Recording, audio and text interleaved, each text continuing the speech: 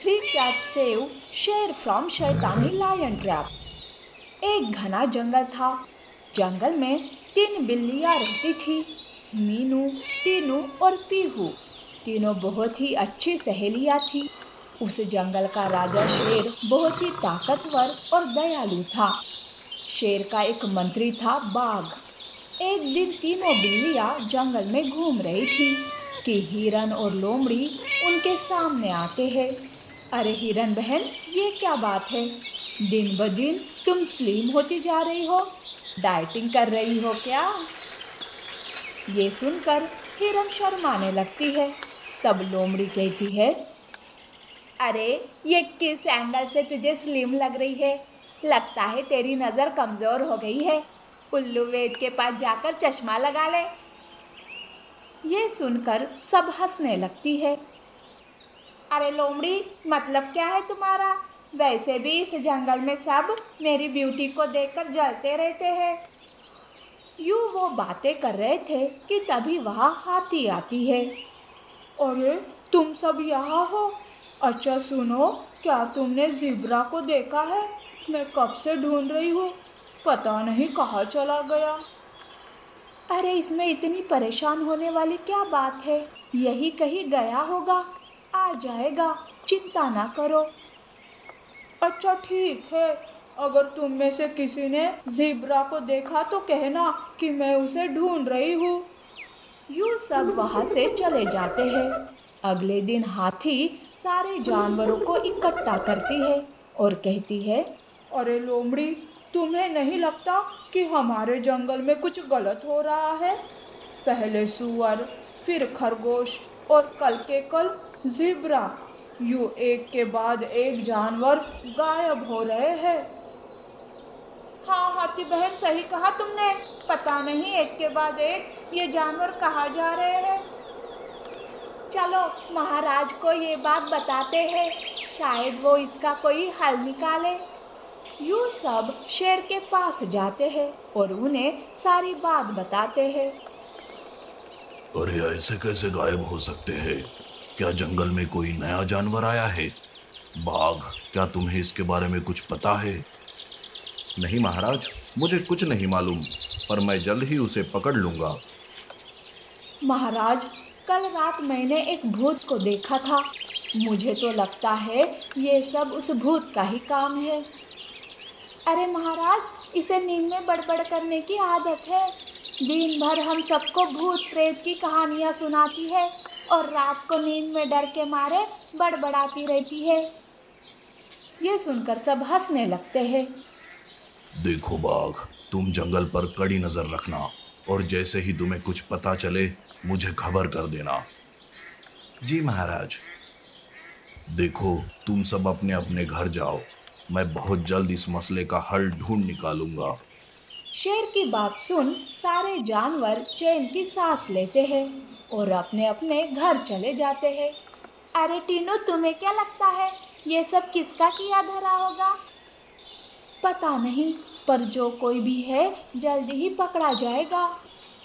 अरे कोई मेरी बात मानता क्यों नहीं? ये सब पक्का उस भूत का ही काम है। अगर फिर तूने भूत का नाम लिया ना तो मैं तुझे ही भूत बना दूंगी। यूँ वो बातें कर रही थी कि उनकी नजर हिरन पर पड़ती है जो बाघ के साथ जा रही थी। अरे हिरन सुनो तो। हिरन और बाघ पीहू की आवाज सुन नहीं पाते और वो वहां से चले जाते हैं। अरे ये ब्यूटी क्वीन इतनी धूप में बाघ के साथ कहाँ जा रही है? और तो और वो हमें अनसुना करके जा रही है। कुछ देर बाद लोमड़ी बिल्लियों से मिलने वहाँ आती है। मीनू, क्या तुमने हिरन को देखा? हाँ, कुछ देर पहले बाघ के साथ कहीं जा रही थी वो। अच्छा, कहाँ गए दोनों? मुझे हिरन से कुछ ज़रूरी बात करनी है। यूँ लोमड़ी बोल ही रही थी कि तभी वहाँ बाघ आता है। अरे बाघ, तुम आ गए, चलो अच्छा हुआ। अब ये बताओ कि हिरन कहाँ है? ये सुनकर बाघ एकदम से हिचकिचाने लगता है। बाघ की हिचकिचाहट तीनों बिल्लियां देख लेती है।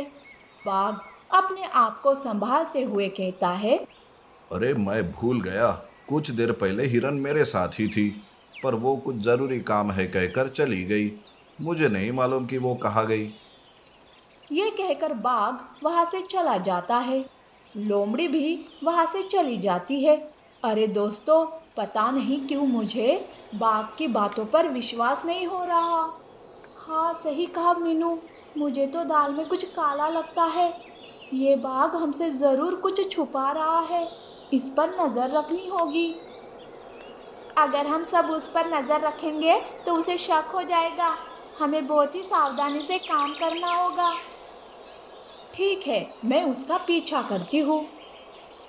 यूं मीनू चोरी छुपे बाघ पर नजर रखती है। रात का वक्त था। बाघ अपनी गुफा में अपने आप से कहता है, बहुत हो गया इस शेर की जी हुजूरी करते करते। मैं उसे मारकर जंगल का राजा बन जाऊंगा। मैं कल उसके खाने में जहर मिलाकर उसे मार डालूंगा। जानवर यही समझेंगे कि शेर एक हादसे में मर गया और सब मुझे जंगल का राजा बना देंगे। फिर मुझे यूं चोरी छुपे शिकार करने की ज़रूरत ही नहीं पड़ेगी। वैसे आज हिरन का मांस बहुत ही स्वादिष्ट था। गुफा के बाहर खड़ी मीनू यह सब सुनकर एकदम से चौंक जाती है। वो भागते हुए जाकर अपने दोस्तों को सारी बात बताती है।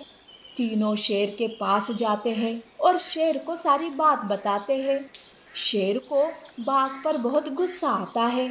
वो उसे मारने के लिए निकल ही रहा था कि महाराज रुक जाइए, हम उस शैतानी बाघ को रंगे हाथ पकड़ेंगे और उसे उसके ही जाल में फंसा देंगे। वो सब कुछ बातें करते हैं। अगले दिन सुबह बाघ शेर के लिए जहरीला मांस लाता है। तीनों बिल्लियां भी वही थी। अरे बाघ, आओ आओ, ये देखो, ये तीनों बिल्लियां मेरे लिए भोजन लेकर आई है। अरे महाराज, मैं आपके लिए बहुत ही स्वादिष्ट भोजन लाया हूँ, पहले आप ये खाइए। अरे हम इतनी मेहनत से लाए हैं तो महाराज हमारा लाया हुआ भोजन ही खाएंगे ना? नहीं नहीं, मेरा लाया हुआ भोजन खाएंगे। यूं वो लड़ने लगते हैं। इधर पीहू भोजन को बदल देती है। रुक जाओ, देखो, मैं बाघ का लाया हुआ भोजन ही खाऊंगा। अब तुम लोग जाओ यहाँ से।